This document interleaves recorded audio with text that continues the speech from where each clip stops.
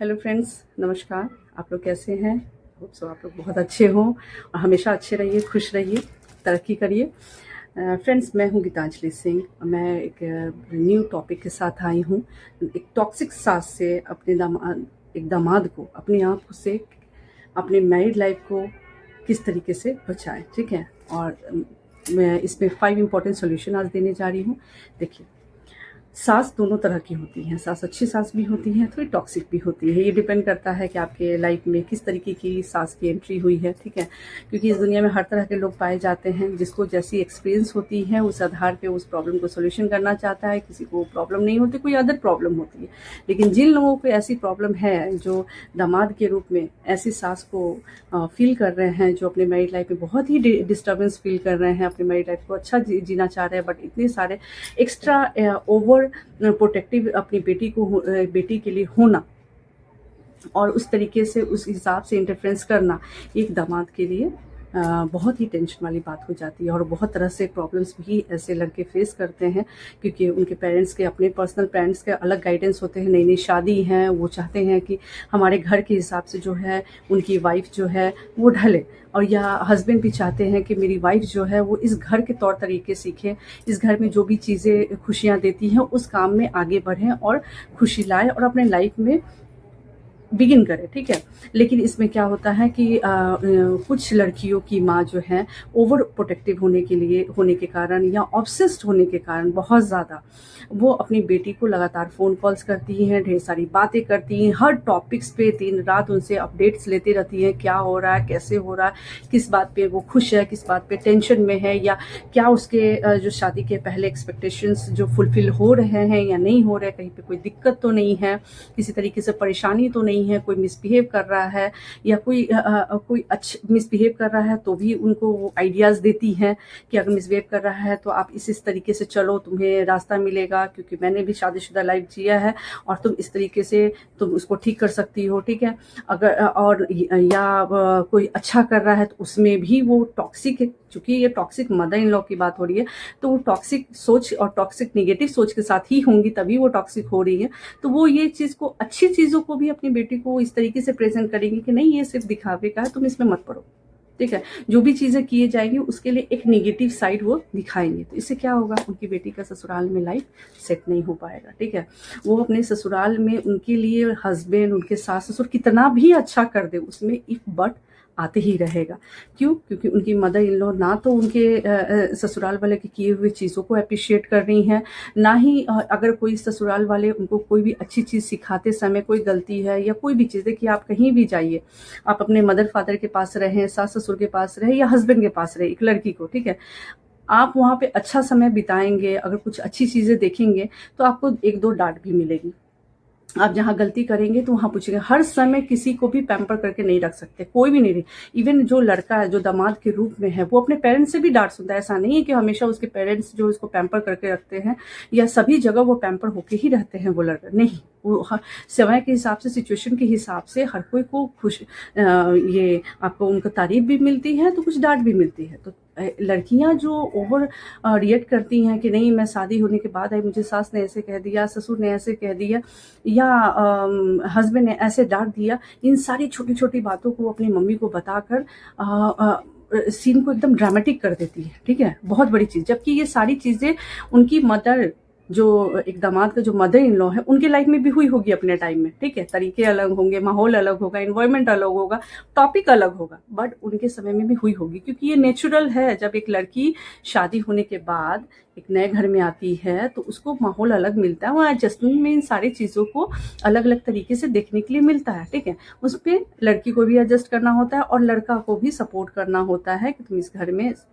रहो, मैं हूँ, मैं हेल्प करने के लिए हूँ। सबसे ज़्यादा हेल्प करना भी चाहिए, क्योंकि ये उनके लाइफ पार्टनर है, वो उनके भरोसे ही आए हैं कि कैसे उनकी मम्मी पापा को खुश रखना है, अपने हस्बैंड को खुश रखना है, खुद को भी खुश रखना है। खुद के भी कुछ डिज़ायर है, हैप्पीनेस है, तो अपने हस्बैंड को बहुत ही अच्छे से प्यार से बोले, ज़रूर वो फुलफिल करेंगे। आपसे शादी किए हैं तो कुछ पसंद करके ही किए होंगे, ठीक है।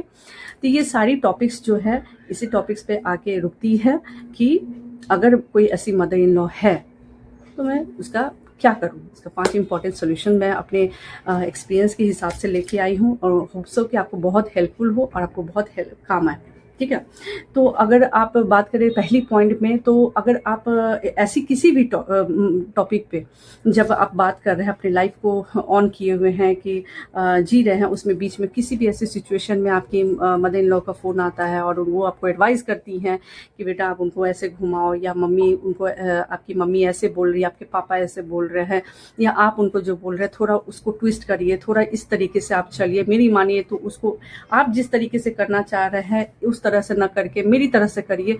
ये सारे जब कॉल्स आते हैं या इंटरेक्शन होता है, कम्युनिकेशन होता है, तो आप उनको बाउंड्रीज तय करो। ठीक है, बाउंड्रीज कैसे? तो आप उनसे सबसे पहली बात कि वो टॉक्सिक है या अच्छी है। दोनों ही सिचुएशन में एक दामाद को उनसे अच्छे से रिस्पेक्ट में बात करना है। ठीक है, आपको रिलेशन खराब करने की ज़रूरत नहीं है। रिलेशन खराब एकदम वर्स्ट सिचुएशन में होता है जब आप समझा लिए, सारा कुछ कर लिए, 2 साल 3 साल 4 साल गुजर चुके हैं, कोई ये सारे 5 पॉइंट्स हो या किसी भी तरीके के सजेशंस आप फॉलो करके सब चीज़ करके देख लिए और आपको हाथ ना लगे सॉल्यूशन, तब आप जाके ये इस तरीके से ना रिस्पेक्ट ना ये सब बात करते हो, तो समझ में आता है कि वो आपका एक फ्रस्ट्रेशन, बट ये आपकी शुरुआत है। आप रिस्पेक्ट के साथ स्टार्ट करो और ये इजीली मैनेज हो जाएगा। ये सब आपके हाथों में है, आपके हाथों में और आपकी वाइफ के हाथों में है। ठीक है, तो जब आपकी मदर इन लॉ ऐसा कुछ करती हैं और आपको फील होता है कि बहुत ही ज़्यादा मुझे इरिटेटिंग हो रहा है, तो तब भी आप बहुत काम होके बात करें, उनसे रिस्पेक्ट के साथ बात करें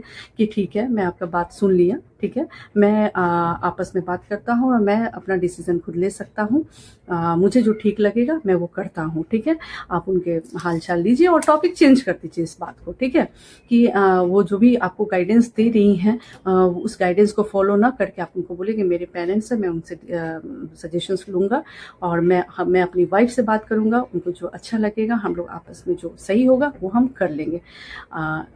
थैंक यू मम्मी, ऐसा बोल के आप जो आपकी ट्यूनिंग है वो रिस्पेक्टफुल होनी चाहिए। ठीक है, इस तरीके से बात करिए। अच्छा ठीक है, अब आती है दूसरा पॉइंट। मैंने बोला रिस्पेक्ट के बाद क्या आता है, काम।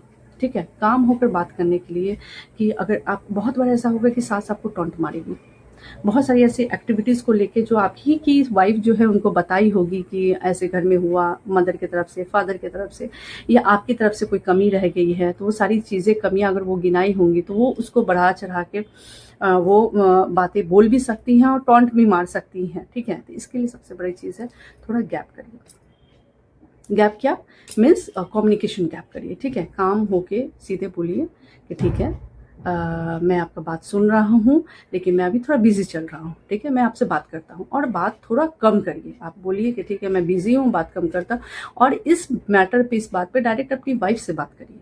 ठीक है, आप अपनी वाइफ से बात करिए कि तुम अपनी मम्मी को समझाओ, तुम अपनी मम्मी को ज़्यादा अच्छे से समझती हो और तुम अपनी मम्मी को ज़्यादा अच्छे से समझा सकती हो। उनको समझाओ कि हम लोग, हम और आप यानी हस्बैंड वाइफ कैपेबल है अपने मैरिड लाइफ को जीने के लिए। अगर कहीं पे कुछ गलतियां होंगी तो हम लोग उस गलतियों को करके सीखेंगे।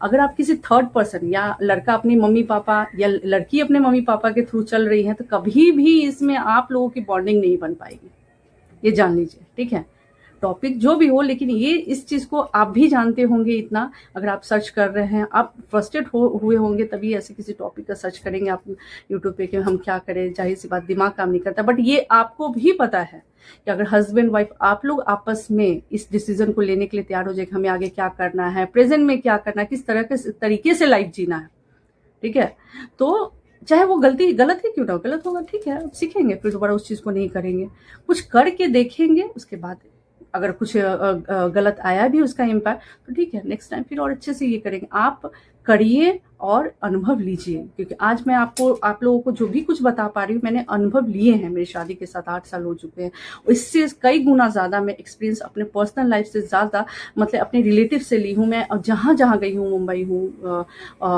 मैं स्टेट्स मेंशन नहीं करना चाहूँगी, लेकिन मैं जहाँ भी 4-5 स्टेट्स में गई हूँ, बहुत ही ज़्यादा सोशल हुई हूँ।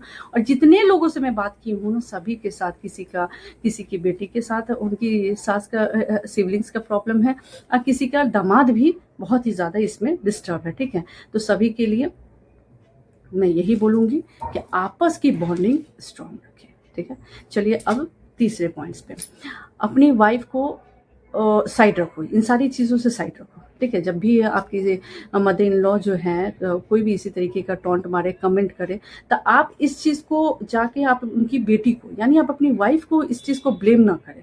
इस चीज़ का गुस्सा, जो फ्रस्ट्रेशन जो है उनकी बेटी पे ना उतारे, ठीक है। आप उनसे प्यार से बात करो, किसी भी कंडीशन में आप ये समझ लीजिए, तीसरी पॉइंट यही है कि आपको अपनी टॉक्सिक मदर इन लॉ से या किसी भी तरीके से ओवर प्रोटेक्टिव होने के कारण, बार बार इंटरफेरेंस करने के कारण आप अपनी मैरिड लाइफ खराब नहीं करेंगे। आपको पेशेंस की ज़रूरत है। स्टार्टिंग में आपको किसी न किसी टॉपिक ऐसा रहेगा कि आपको प्रॉब्लम करेगा, उस पर आपको पेशेंस की ज़रूरत है। पेशेंस से आप काम करेंगे तो आपको कोई प्रॉब्लम नहीं आने वाला है, ठीक है। तो आपको क्या करना है, तीसरी पॉइंट में अपनी वाइफ को किसी भी हालत में किसी चीज़ के लिए ब्लेम नहीं करना है कि तुम्हारी मम्मी जो है तुम इस तरीके से कर रही हैं क्योंकि तुमने ही बताया होगा, तुमने ही कुछ ऐसा कहा होगा जो वो उन सारी बातों को लेके ये करते। उनको ये बात कैसे पता चली, आप ही ने बताया, हो सकता है उन्होंने बताया होगा। आप उनको समझाइए कि ऐसा नहीं करना है, ऐसे करने से क्या होता है। फैमिली लाइफ की जो पीस जो चल रही है, पीसफुल जो एनवायरनमेंट चल रही है, वो कैसे डिस्टर्ब हो सकता है, ठीक है। आप उनको समझाइए, धीरे धीरे समझते समझते जिस समय आप पे उनको ट्रस्ट हो जाएगा तो उस चीज़ को समझने लगेंगे, तो वो अपनी मम्मी को ज़रूर समझाएंगे, ठीक है। उनकी मम्मी कितना भी उनको दिमाग दे, लेकिन वो ये भी कहेंगे कि नहीं ठीक है, ये सभी चीज़ें मेरे हस्बैंड जानते हैं, फिर भी वो मुझे बहुत ही रिस्पेक्ट के साथ समझाते हैं, बोलते हैं। और धीरे धीरे आपकी वाइफ ही इस चीज़ को कंट्रोल कर सकती हैं, क्योंकि रिलेशन भी मेंटेन करना है, ठीक है। अगर आप डायरेक्ट उनको इस तरीके को बोलेंगे तो रिलेशनशिप भी ख़राब होता है, जो ख़राब करना सही नहीं होगा। बहुत कोशिश करिए कि हाँ 2 साल 3 साल पूरा कोशिश करिए कि अच्छा ही चले। जब एकदम पेशेंस जब ख़त्म हो जाए, हर बाउंड्रीज़ को तोड़ के आप सारे बाउंड्रीज सेट किए हैं, सभी पॉइंट्स के साथ चल रहे हैं, एक गाइडेंस के साथ चल रहे हैं, फिर भी वो सारी बाउंड्रीज तोड़ के आपकी सास प्रॉब्लम्स क्रिएट करे, तो 2-3 साल करने के बाद ही आप जो है अपने पेरेंट्स, जो भी आपके मदर फादर आपको गाइड करेंगे या आपको सिचुएशन में बेहतर लगता है अपनी वाइफ के साथ मिलके कम्युनिकेट करिए, वही एक्शन लीजिए, ठीक है। लेकिन स्टार्टिंग में आपको ये सारी पॉइंट्स को अगर आप गाइड करते हो और तो मुझे नहीं लगता है कि आपकी मदर इन लॉ इन सारी चीज़ों को नहीं करेंगी, ठीक है। वो इसलिए नहीं करेंगे क्योंकि हर मदर इन लॉ चाहती हैं कि मेरी बेटी खुश रहे। वो सब इसलिए करती हैं क्योंकि उनकी बेटी जो है रानी की तरह लाइफ जिए, अच्छा लाइफ जिए, बढ़िया से लीड करे। इन सारी चीज़ों के लिए वो ओवर प्रोटेक्टिव हो जाती हैं, ठीक है। और सबसे बड़ी चीज़ कि वो ये भी भूल जाती हैं अपनी बेटी के प्यार में या इमोशंस में, बोलिए, कि जब उनकी शादी हुई थी 30 साल पहले या 35 साल पहले, जो भी उनकी एज है, तो उस समय भी उनको ये सारी चीज़ें फेस करना पड़ा था। हर कोई को फेस करना पड़ता है। उस समय वो खुद भी हैंडल की थी, जिस भी तरह से हैंडल की थी उनकी सिचुएशन के हिसाब से। इनके टॉपिक्स अलग है, इनके चैप्टर्स अलग है, इनके माहौल अलग है, तो वो सारी चीज़ सेम चीज़ें वो यहाँ पे ट्राई करेंगी तो सिचुएशन और मेसी हो सकता है, ठीक है। तो वो नहीं करना है। मदर इन लॉ अपनी जगह सही है, ठीक है, लेकिन थोड़ा अनुभव, जो ओवर प्रोटेक्टिव इमोशन से चलती हैं, वो अपनी बात भूल जाती है, अपने एक्सपीरियंसेस भूल जाती हैं, और वो कुछ नया ट्राई करने की कोशिश करती है। जब उनकी बेटी की शादी होती है, ठीक है, तो वहाँ प्रॉब्लम आने लगता है इसी तरीके का, ठीक है। अब हम बात करते हैं 4th पॉइंट्स पे, ठीक है। हाँ, तो अभी मेरा जो 4th पॉइंट है, may be sorry 3rd point है, ये मेरा भी नया नया ब्लॉग से अगर किसी तरीके से कोई गलती होती तो आई एम सॉरी। मैं पूरा ट्राई कर रही हूँ कि मैं अच्छे से आप लोगों को समझा पाऊँ, कोशिश कर रही हूँ। और आप लोग मुझे ज़रूर सपोर्ट करें, लाइक्स करें, सब्सक्राइब करें और मुझे भी सपोर्ट करके आगे बढ़ाएं। मैं बहुत ही एक सिंपल फैमिली से आती हूँ और मैं भी ट्राई करूँ, मैं भी कोशिश करूँ कि अपने पैरों पर खड़ा हो सकूँ। और मेरे जो भी तजुर्बा है, भगवान ने मुझे जितने दिमाग दिए हैं, जितने एक्सपीरियंसेस दिए हैं, वो सब आपसे शेयर करूँ। शायद किसी को हेल्प आ जाए। अगर हेल्प होगा तो आप ज़रूर मुझे सब्सक्राइब भी करेंगे, फॉलो भी करेंगे, लाइक्स भी करेंगे। चलिए ठीक है, अब आते हैं तीसरे पॉइंट पे, ठीक है। 3rd पॉइंट है ये, अगेन मैं कंफ्यूज हो रही हूँ। 3rd पॉइंट, यस, हाँ, डिस्टेंस मेंटेन करें, ठीक है। 3rd पॉइंट है, अगर आपका जो भी है, मैं एक आधे पॉइंट एक्स्ट्रा भी बताने की कोशिश करूँगी, ठीक है। 3rd पॉइंट जो भी है, तो अगर डिस्टेंस मेंटेन करें, डिस्टेंस क्या मेंटेन करें, जब शादी हो जाती है और आपको लग रहा है कि आपकी सास जो है ओवर प्रोटेक्टिव हो रही है, इस तरीके की परेशानी आ रही है, तो आप क्या करें, ससुराल कम से कम जाए, ठीक है। या वो आती हैं तो थोड़ा डिस्टेंस मेंटेन करके बात करें, ठीक है। ज़्यादा इमोशनली, ज़्यादा फ्रैंक होने की कोशिश ना करें, क्योंकि ज़्यादा फ्रैंक होंगे, ज़्यादा फिजिकली प्रेजेंट होंगे कि हाँ मिलना जुलना ज़्यादा रहेगा, तो वो आपको उतना ही प्रेफरेंस करेंगे। अगर ऐसा कोई सोच है, ऐसा कोई थिंकिंग है, तो कम से कम मिले, कम से कम विजिट करें, ठीक है। और हाँ, उनकी बेटी है, उनसे उनको मिलने दें। बेटी को अगर मन करता है, क्योंकि उन्हें नई शादी है, या बेटियों को अक्सर उनके घर छूटता है तो उनकी याद आती है, बीच में उनको मिलना जुलना करने दें, ठीक है। मिले, लेकिन आप जिससे आप उनसे थोड़ा डिस्टेंस ये मेंटेन करें, मिलना जुलना थोड़ा कम रखें, ज़रूरत के हिसाब से हाल चाल लें, क्योंकि आप रिश्ते में इतने ज़्यादा क्लोज हैं, आप उनके बुरे समय में भी आपको उनके लिए खड़ा होना है, चाहे वो जैसी भी है, आपको उनको हेल्प करना है। वो जिस भी सोच से कर रही हैं, तो अपनी बेटी के अच्छे के लिए सोच के ही कर रही होंगी। भले बहुत कोई ऐसा होता है कि अच्छे के लिए सोच के करती हैं, बट उसका रिजल्ट जो है वो निगेटिव में आ जाता है। तो मुझे नहीं लगता कि कोई ऐसी मदर चाहती है कि मैं बेटी की इतने खुशियों से शादी की हूँ, इतनी एफर्ट्स के साथ शादी करके एक अच्छा लड़का ढूंढ के की हूँ और उसका शादी तोड़ दूँ। मुझे नहीं लगता है कि ऐसा कोई भी मदर चाहेगी। जो भी ये मदर्स करती हैं, वो अपनी बेटी को अच्छा से अच्छा लाइफ देने के लिए करती हैं, ठीक है। तो अगर ऐसा कुछ भी होता है, ठीक है, तो हो रहा है और आपको लगता है कि ऐसा आपके हार्मोनी में कमी आ रही है, मैरिड लाइफ में डिस्टर्बेंस आ रहा है, तो आप डिस्टेंस मेंटेन करिए, ठीक है। इस चीज़ को इग्नोर करें। समय के साथ जब जो है बहुत सारी चीज़ें समय के साथ भी ठीक हो जाती है। जब रिलेशनशिप, उनके घर में भी बेटे होंगे, उनकी बहुएं आएंगी, वो इंगेज होंगी, या दूसरी बेटी की शादी करेंगी, वहाँ इंगेज होंगी, या उनके एज के हिसाब से उनके प्रेजेंट लाइफ में कुछ प्रॉब्लम्स होंगे, वहाँ इंगेज होंगे। सब अपने लाइफ में कहीं कहीं ना कहीं इंगेज होता है। बट कुछ कुछ लोग होते हैं कि सभी काम छोड़ के वो बेटे के पीछे पड़ जाती हैं, सॉरी दामाद के पीछे पड़ जाती हैं, और ये सारे काम करते रहते, तो प्रॉब्लम्स डिजास्टर्स में बदल जाते हैं, ठीक है। वो नहीं करे, रिक्वेस्ट है मेरी ऐसी मदर इन लॉ से, जो इस तरीके से ना करे, आपकी बेटी का लाइफ खराब हो सकता है, ठीक है। अ, अब आता है आपका फोर्थ पॉइंट, ठीक है। ट्रिगर होने से बचे, ठीक है। ट्रिगर होने से क्या बचे, मतलब अगर आपकी सास किसी भी तरीके की टॉन्ट करे, या वो गिनती या लिस्ट गिनाए, जैसे बहुत सारी सास जो है बोलते हैं आप मेरी बेटी के लिए क्या किए हो, ना आप घुमाने ले जाते हो, ना उनको सरप्राइज़ देते हो, ना गिफ्ट देते। हम जब अपनी बेटियों को रखते थे तो खिलाते थे, घुमाते थे, उनकी जो शॉपिंग कराते थे, सारी उनकी खुशियाँ फुलफ़िल करते थे। मैंने आपको शादी से पहले भी बताया कि मैंने अपनी बेटी को इस तरीके से रखा है, ठीक है। आप वो सारी चीज़ें फुलफ़िल नहीं कर रहे हो, मेरी बेटी को वो सारे डिज़ायर्स फुलफ़िल नहीं हो रहे हैं। जो भी वो मैं चाहती थी कि इस तरीके की लाइफ़ बिता, वो नहीं बिता रही है। आप मेरी बेटी के लिए क्या किए हो, ठीक है। तो ऐसा है कि जिनकी भी नई शादी होती है, आज है, अभी है 30 साल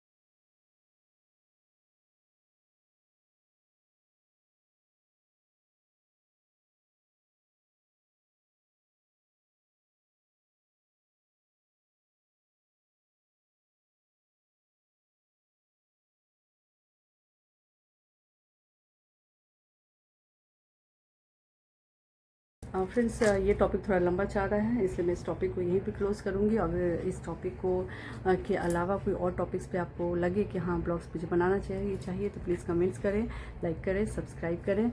और मैं ऐसे बहुत सारे टॉपिक्स पे वीडियोस मैं लाते रहूँगी और होप सो कि आपको ये हेल्प करे और सपोर्ट करे। और मुझे पता है आप लोग सभी कोई समझदार हैं, बस आपको ज़रूरत है तो इन सारे टिप्स को स्ट्रिक्टली फॉलो करने का। ठीक है, थैंक यू, नमस्ते।